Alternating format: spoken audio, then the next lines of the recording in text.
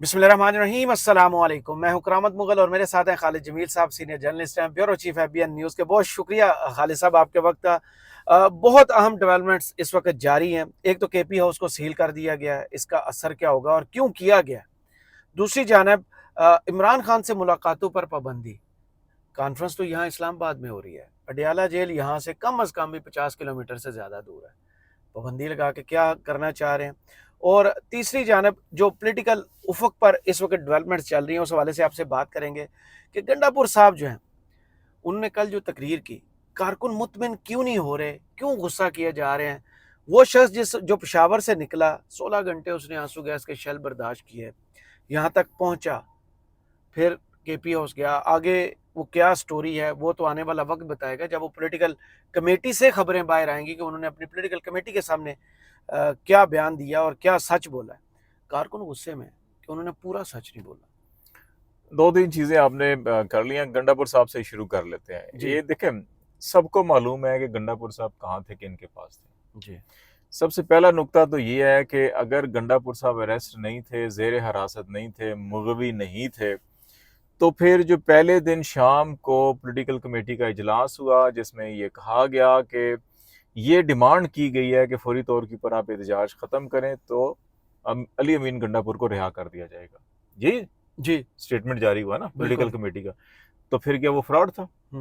इसका मतलब पैगाम तो आया था ना इनके पास, तो पैगाम देने वालों के पास था अली अमीन गंडापुर, सही। जो कहते थे कि फौरी तौर और पर अभी तो एहतजाज शहर खत्म इक़्तिदार करें। में ये भी बात ठीक है, चल रही है कि वो शायद फाटा हाउस में उन्हें रखा गया था। ठीक है, कि क्योंकि उसी के ऊपर सबसे ज्यादा गुस्सा भी उसी पे है ना, जी कि जनाब की फाटा हाउस जो है कि हमारे पैसों से बना हुआ है और किसके इस्तेमाल में है ये, और वापस किस कायदे ज़ाबित के तहत दिया गया, तो वापस लेंगे। ठीक है ना। ये चीजें जो है कि ये सारी तो सबको मालूम है कि गुस्सा इस चीज पे है कारकुनों को कि अगर आप गए भी हैं या मीटिंग थी या कुछ भी था, तो अब वही किसने, जैसे नवाब नौरोज खान को अयूब खान के दौर में बुलाकर कुरान को दरमियान में आपने गवाह बनाकर वादा खिलाफी की, आप उसी वादा खिलाफी भी आज तक कायम है। सही। अगर आपने पहले भी अली अमीन गंडापुर को आपने एक मीटिंग के लिए बुलाया और फिर वहां पे आपने उसको होस्टेज बना लिया सारी रात और फिर 4 बजे छोड़ा, आप आज भी अगर यही कर रहे हैं तो आप बता दें कौम को। कारकुनों को गुस्सा ये है कि भाई हम आपके साथ हैं, पूरी हजारों, चलो लाखों ना सही हजारों अफराद सड़कों के ऊपर बैठे हुए हैं, खड़े हुए हैं, और आप अगर किसी ने आपको रखा है तो आप बताएं, कौम को बताएं कि जनाब फलां बदमाश है, फलां ठेकेदार है जो उसने ये रखा हुआ था अपने पास, सही। नाम ले उसका। ठीक है, आप क्यों नाम नहीं ले रहे हो उसका? इस चीज पे उनको गुस्सा है सिर्फ, और इनको मेरा ख्याल है कि अली अमीन गंडापुर को आधा सच बताया, आधा बाकी बता देना चाहिए। सही। जब आपकी पॉलिटिकल कमेटी में मीटिंग में आपके पास डिमांड आ रही है कि आप ये काम करेंगे तो इनको रिहा कर दिया जाएगा, तो आप बता दें फिर। दूसरी बात यह है कि अगर आपकी कुछ शराइत तस्लीम कर ली गई हैं जी और उसके ऊपर गवर्नमेंट कह रही है ठीक है जी हमें आप इतना टाइम दें, हम ये कर देंगे, आप वो भी बता दें कौम को। छुपाने की क्या बात है इसके अंदर? कि सही। जनाब हमें बुलाया गया था मुलाकात के लिए, ये बात हुई है, ये चीजें उन्होंने तय कर ली है, हम इसके ऊपर ठीक है, हम इनको 5 दिन दे रहे हैं, ये अमल करेंगे, ठीक नहीं करेंगे तो बिस्मिल्लाह फिर हम सड़कों पर। सही। इसमें कोई हर्ज नहीं है ना। तो असल गुस्सा उन्हीं को इस बात पे है कि ये कहना कि मैं 12 जिले जो है कि घूम कर आया मेरी हूँ जेब और में 1 रुपया नहीं ठीक है, था। हाँ। ये मेरे ख्याल है ये अली अमीन गंडापुर से एक गलती होगी कि इन्होंने उन पे एतबार कर लिया। और जो सबसे बड़ा एतराज है कि वो केपी हाउस में थे कि ये और इन्होंने बच बचा के ये निकले। उन्होंने उनकी बनी बनाई कहानी पे जो है ना यकीन कर लिया। यकीन करके वो सबक पढ़ दिया कि जो खुद सोने को भी हाथ लगा रहे हैं तो मिट्टी बन रहे हैं। ठीक है, और भाई वो डफर हैं, वो नालायक हैं, वो जाहिल हैं। उनकी 70 साल से अभी जो कहानी है सारी की सारी मलिया मेट हो गई। अब देख नहीं रहे कि इलेक्शन के अंदर सारे बयानिए दफन हो गए हैं, लोग इंतखाबी निशान ढूंढ ढूंढ के आपको वोट देना, तो आप उनको बेवकूफ बनाने की कोशिश करेंगे तो जूते उतार के मारेंगे वो। सही। इसलिए जो है कि अली अमीन गंडा के ऊपर गुस्सा है। दूसरा मामला जो है कि इमरान खान के ऊपर जो है कि मुलाकातों की पाबंदी शबंदी, देखें ये जुड़ा हुआ है अली अमीन गंडापुर के सारे मामले बिल्कुल के साथ। सही। बिल्कुल सही। ठीक है, ये एससी और ये फलाना टिमकाना कुछ भी नहीं है। इमरान, आज हेयरिंग होती, जर्नलिस्ट जाते, वो कहते जनाब ये हुआ है, इमरान खान कहता जी कम्युनिकेशन हो जाती। ठीक है, वो कहता भाई जी ए नहीं होया, ए होया है। सच आ जाता सामने। फिर बाकी आधा सच जो है कि उसने बता देना था। इसलिए जो है कि आज ये किया गया कि जी एससी गुजर जाए, ये हफ्ते 10 दिन गुजर जाए, ना रहे बांस ना बजे बांसुरी, तो ना अभी ये चुप रहेंगे, ये बोलेंगे नहीं, ये सारे तितर बटेरे हमारे मुट्ठी में है। ठीक है ना। अब बैरिस्टर गौर साहब कहाँ है 2 दिनों से? बैरिस्टर गौर साहब की मुलाकात हो चुकी है इमरान खान से। ठीक है, तो वो 2 दिनों कल से, रात या परसों रात हुई, रात में है, लेकिन उनकी मुलाकात देखो ना, वो 2 दिनों से कहाँ पे हैं, क्यों खामोश खामोश। हैं? ठीक है, तो अगर आप अपने कारकुनों को सच नहीं बताएंगे, उनसे चीजें छुपाएंगे। इमरान खान ने क्या छुपाया? कुछ नहीं छुपाया उसने। उसने कहा जनरल बाजवा ने ये कहा है, जनरल नदीम ने ये कहा है, अमेरिकी सफीर ने ये कहा है, फलाने ने ये कहा, फलाने ने हर चीज बताई, इसीलिए तो लोग उसके साथ हैं। ये फ्रॉडी अगर चीजों को दबाएंगे, छुपाएंगे, अंदर जाके कुछ बात करेंगे, बाहर आके उनका सबक पढ़ने की कोशिश करेंगे तोतों की तरह। देखे ना, ये तोता मैना जो है कि मीडिया के ऊपर 2 साल से कहानियां बना बना के बेचारे थक गए हैं। इतनी इतनी बड़ी दाढ़ियों वाला भी तोते मैंने जो है कि वो सुबह से शाम तक प्रेस कॉन्फ्रेंस करते रहते हैं सरकारी ओहदे लेकर, फिर भी लोग उनकी बात नहीं मानते। तो इनको समझ नहीं आ रही, अलीम गंडापुर को, बैरिस्टर गौर इंसारों को, कि भाई ये जमाना तोता मैना की कहानियों का नहीं है। वो अयूब खान के दौर में, वो जनरल ज़िया के दौर में, जनरल मुशर्रफ के दौर में भी तोता मैना की कहानियां कुछ अरसा चल गई थी। अभी जो ये तोते मैने, ये सब के सब ना, ये इनकी जान अड़की हुई है, अब यहाँ पे फंसी हुई है, ये तो फड़फड़ा रहे हैं। सही। तो आप क्यों उनको जो है कि बिला वजह के एक मसनूई सांस देने की कोशिश कर रहे हैं जो नहीं मिलनी उनको फिर भी। सही। तो ये वजह है कि उस पर पाबंदी इसलिए लगाई गई कि वहां जाएंगे वो सारी बात खोल के बता देगा। इसके अलावा ये तो नहीं है कि खबर ये चलवाई जाए कि सारी मुलाकातों पर पाबंदी लगा दी जाए, और जिन खास ने मुलाकातें करनी है, जो गंडापुर साहब की तकरीर का आखिरी पोर्शन जिसको सबसे ज़्यादा डिस्कस किया जा रहा है कि बहुत कुछ बदलने वाला है, यकीन कीजिए, यकीन कीजिए, यकीन कीजिए, और मुज़ाकरात का भी जिक्र है उसमें। देखें, खौफ इतना ज्यादा था उस दिन कि मोटरवे के ऊपर आपने हर चीज बंद की हुई थी ना, विजुअल्स तो फिर भी आ रहे थे, फिर भी मुकम्मल विजुअल्स नहीं आए हैं। खौफ इतना ज्यादा था यहाँ पे कि लोगों के जूते, तस्मे और पेंटें गीली हुई थी। ठीक है, बात यह है कि वो सारे लोग इधर आ जाते, तो इस वक्त ये सब के सब जो ना आज बैठे हुए ना, जो ऐवान सदर के अंदर जो है कि जो पाकिस्तान के अंदर फलस्तीन का झंडा लहराना जुर्म है, पाकिस्तान में इसराइल के खिलाफ जलसा जलूस करना जुर्म है, और आप गाड़ियां चढ़ा के लोग मार देते हैं रात को। ठीक है, यहाँ फलस्तीन के हक में अगर कोई धरना दे के बैठा हो, और अभी ये सारे के सारे फलस्तीन पे मगरमच्छ के आंसू बहा रहे हैं, तो ये सारी सूरत हाल जो है कि ये यहाँ पे ना होते अगर लोग इस्लामाबाद के अंदर आ गए होते। तो कुछ ना कुछ यकीन दहानी है। मेरा ख्याल है कि कौम को बताना चाहिए। मैंने जैसे पहले कहा कि आप बताएं कि जनाब ये चीजें हैं, ये बात हुई है, ये बात हुई है, ये बात हुई है, वो बता देते, लोग मुतमिन हो जाते। तो वो चीजें जो है ना आखिर तकरीर का हिस्सा है। मेरा ख्याल है कि जो मैंने पहले भी कहा ना कि कह देते जी 5-7 दिन देखें, हमने ये कमिटमेंट किया, पूरी हुई, ठीक है, ना हुई तो हम दोबारा एहतजाज कर देंगे। तो वो सारा मामला है। डर ये रहे हैं कि अच्छा जी कि बस अवाम को ना पता चला। अवाम को सब पता है भाई जी, बहुत आगे निकल चुके। हाँ, अवाम को सब पता है। आप आंखों का प्रेशर, लोगों के आंखों माथों से पता चल जाता है, चेहरों से पता चल जाता है कि कितों कालख मलवा के आए या कितने जनाब मुकाबला करके आए। आपने बात की गजा वाली, इस वक्त एपीसी चल रही है इस्लामाबाद के अंदर, पीटीआई ने बाइकाट किया है, बाइकाट करना चाहिए था। दो चीजें देखें इसमें नुक्ता नजर है। एक ये है कि देखो फजल रहमान भी गया हुआ है, जमात इस्लामी भी गई हुई है, तो ये असद कैसर को, या इवन वो जो पार्लिमानी कमेटी है, ये कह रहे हैं हमारे एमएन और सेनेटर ना उठा लिए जाए, वो पॉलिसी है, लेकिन जो लोग नॉन इलेक्टेड हैं नहीं, देखें उनको तो भेजा जा सकता है। देखिए मेरा ख्याल है कि बैरिस्टर गौर कहाँ पर है? इस्लामाबाद में ही है ना जी। उठाया किसी ने?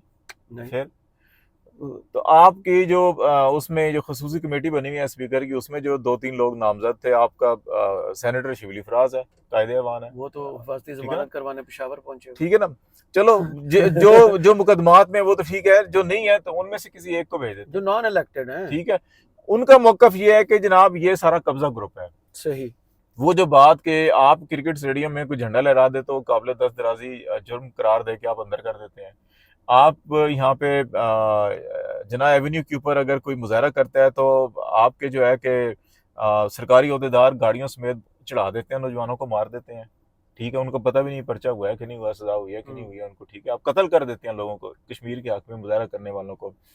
आप कश्मीर के हक में फलस्तीन के हक में यहाँ पे रैली अनाउंस करके देख लें, आपको लाठीचार्ज शेलिंग हो जाएगी आपके ऊपर। तो ऐसी कॉन्फ्रेंस सिर्फ पॉलिटिकली आप दुनिया को दिखाने के लिए, आप मुझे बताएं ना, आज 1 साल में हुकूमत में किया क्या? आज 7 अक्टूबर है ना, पिछले से अब तक जो है कि फॉरेन ऑफिस आपका बयान बदल देता है इसराइल का नाम आ जाए तो। ठीक है, आज शहबाज शरीफ साहब ने अखबारों के अंदर इतने बड़े बड़े इश्तिहार दिए हुए हैं, उसमें इसराइल की मजम्मत तक नहीं की हुई।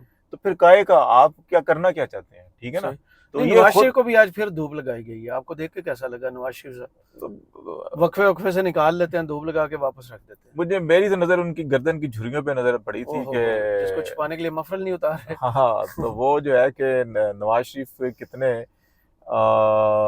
परेशान, फ्रस्ट्रेशन, टेंशन, डिप्रेशन का शिकार है, वो तो उनके चेहरे और गर्दन की झुर्रियां बता रही थी।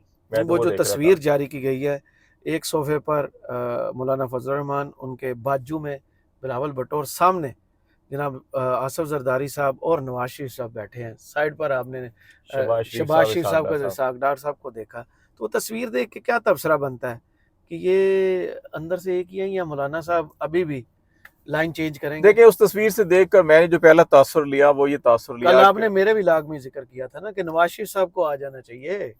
कि ये सारे जो है कि एक तो मामला जो है, मेरा पहला तासुर ये था कि आज जो है कि इस छत के नीचे, ऐवान सदर की छत के नीचे हाफिज नईम उर रहमान साहब तकरीर कर रहे थे कि इसराइल जो है कि वो एक रियासत नहीं है, वो एक कब्जा ग्रुप है, कब्जा माफिया है। ठीक है, तो मैं ये सोच रहा था कि हाफिज नईम उर रहमान साहब इस छत के नीचे बैठ के, जिस छत पे और उसके आजू बाजू सारी सरकारी रियासती इमारतों पे कब्जा ग्रुप बैठा हुआ है पाकिस्तान में, ठीक है, और कराची में जो मैंडेट था हाफिज नईम उर रहमान जमात इस्लामी का, वो कब्जा ग्रुप बैठा हुआ है वहाँ पे। हाँ, पीपल्स पार्टी ने छीना है, कि इनकी प्रेस कॉन्फ्रेंस पड़ी पाकिस्तान हुई है। में जो सिंध है या कराची है या इस्लामाबाद है या पाकिस्तान है, वहां पे कब्जा ग्रुप की छतरी के नीचे हाफिज साहब बैठ के इसराइल को कब्जा ग्रुप कह के उसकी मजम्मत कर रहे हैं, और इनकी मजम्मत नहीं कर रहे। नंबर 1।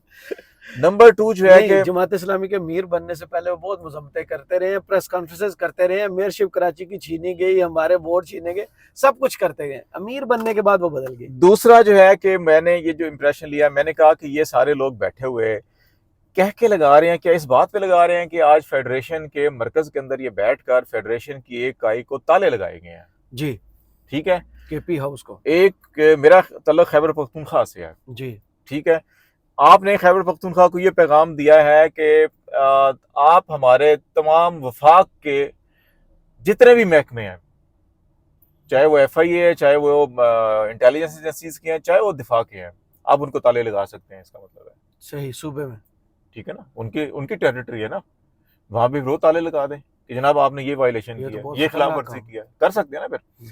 अगर आप इस्लामाबाद के अंदर CDA का मुलाजिम वो ये फैसला कर ले जी कि इसकी ये जो टेरिटरी है वो 4 दीवारी के अंदर खैबर पख्तूनख्वा है, जी, और खूबसूरती ठीक है है, हमारे मुल्क की। वो 4 दीवारी के अंदर खैबर पख्तूनख्वा है। इन अकल के अंधों को वो जो सूरह बकरा की आयत नंबर 7 है, जिसमें अल्लाह ताला कह रहा है कि इनके दिलों पर हमने मोहरें लगा दी, इनकी आंखों पर पर्दे हैं, इनके कानों पर मोहरें लगा दी हमने, ये उस नस्ल कबीले से लोग हैं जिनकी ये सोच है कि जो खैबर पख्तूनख्वा की टेरिटरी के अंदर जो है कह रहे हैं जी आपने हमारे रूल्स की वायलेशन किया तो हम बंद कर रहे हैं।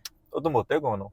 वो तो ठीक केपी है, की प्रॉपर्टी काउंट होती है, आपका ला भी वहीं का होगा। चले जी, मैं हूं बतौर पाकिस्तानी शहरी, जी, मैं आज वफाक से शिकायत कर रहा हूं कि जी अमेरिकन एम्बेसी ने और चाइनीज एम्बेसी ने यहाँ पे, मैं बताता हूँ आपने वायलेशन की हुई है रूल्स की। लेकिन वहाँ हमारा ला जाओ ना, इम्प्लीमेंट नहीं होता। नहीं क्यों नहीं होता, हम्म, पाकिस्तान है ना। अगर आप इस्लामाबाद के अंदर, आप वफाक के अंदर घुस के जो है कि उसकी खैबर पख्तूनख्वा के अंदर घुस के जो है कि आप बात कर सकते हैं, तो मर्द के बच्चे बने, फिर बने ना, जाए अमेरिका को बंद करें फिर कि भाई हमारे सरजमीन। और भाई इन अकल के अंदर को ये नहीं पता कि उसकी टेरिटरी के अंदर उनके अपने रूल्स चलेंगे, सही, इनके नहीं रूल्स चलेंगे। इसका मतलब है कल पेशावर के अंदर खैबर पख्तूनख्वा हुकूमत FIA के दफातर को सील कर दे, इंटेलिजेंस ब्यूरो के दफातर को सील कर दे, इवन जो है कि कोर कमांडर हाउस को जाके सील कर दे। उसके आप देखें ना, असम्बली के सामने रोड के ऊपर कितने तजावजात किए हुए हैं कोर कमांडर हाउस ने, क्या उसको सील कर दें जाके कि जनाब ये वजारत दिफा के इस महकमे ने यहाँ पे इंक्रोचमेंट की हुई है? तो फिर कैसा लगेगा इनको? ये पागल हो गए हैं, इनके ना पल्ले अकल में कुछ है, ना इनके हाथ में कुछ है, ना इनके दिमागों में कुछ है। ये कितनी बड़ी गलती है। सिर्फ और सिर्फ नफरत, तासुब, और ये जो है कि ये पाकिस्तान को नुकसान पहुंचा रहे हैं, ये पाकिस्तान पे पै दर पे हमले कर रहे हैं। ये वही जहले मुतलिक लोग हैं जो कभी पार्लियामेंट हाउस में घुसकर हमले करते हैं, कभी इस्लामाबाद हाई कोर्ट में घुस के हमले करते हैं, कभी खैबर पख्तूनख्वा में बूटों समेत अंदर घुस जाते हैं। इनके दिमाग इस वक्त जो है ना सुन्न हो चुके हैं।